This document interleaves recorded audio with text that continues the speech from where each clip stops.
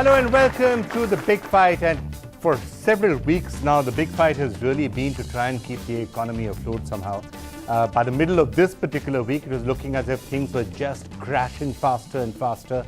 And then somehow things have stabilized. Things have picked up a bit in the last couple of days. Two big bills were passed.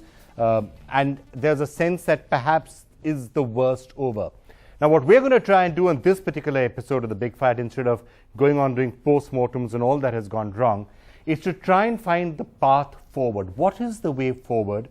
What perhaps are some of the steps that the government is taking, or more importantly, should be taking to get us back on the roll? So I'm going to come up with 4 or 5 ideas of my own, and then I'm going to ask all the experts we have with us for their own suggestions, and then we can go over them point by point. But let me start by welcoming a panel, and we've got a range of voices from all spectrums to really get a sense of what the right ideas are.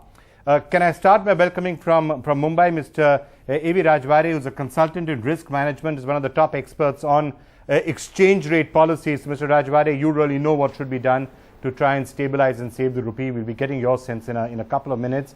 Vikram S Mehta, the chairman of Brookings India, and it's great to have you as always, Vikram, on the show. Thanks for being with us.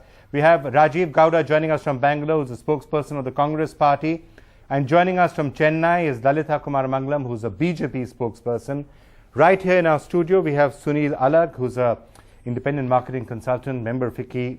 Sunil, thanks for being with us. We have Professor Rohit Azad from the Center for Economic Studies and Planning at the Jawaharlal Nehru University, my alma mater, that particular school. So I'm glad to have you here.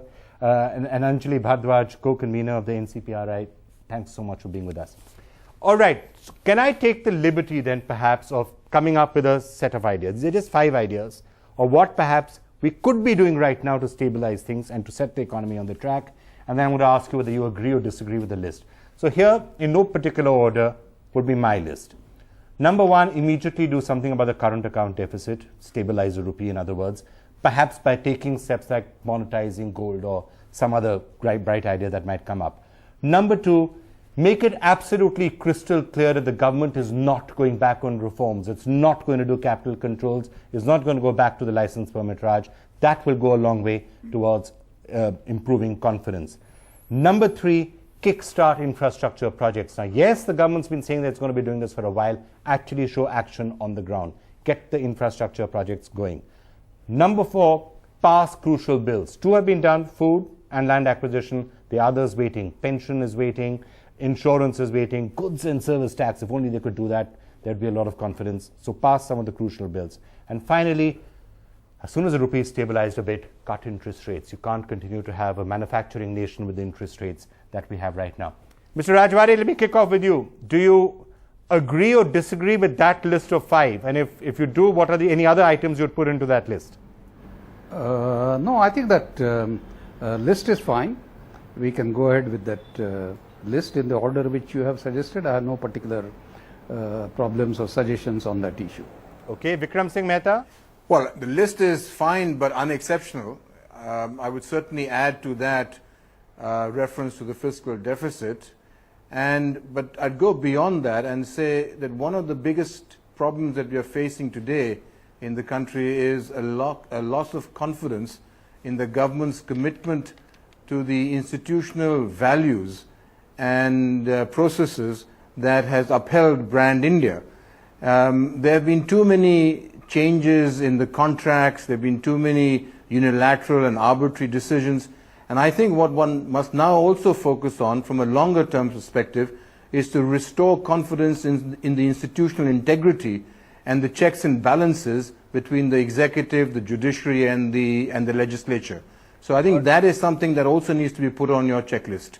Right. Actually, that was on the checklist point where I said the government will say no going back to the bad old days of the past. So let me clarify. Yes, the point you made is what I was talking about. There have been too many of these arbitrary steps. The government needs to make it clear that it's not going to do that anymore.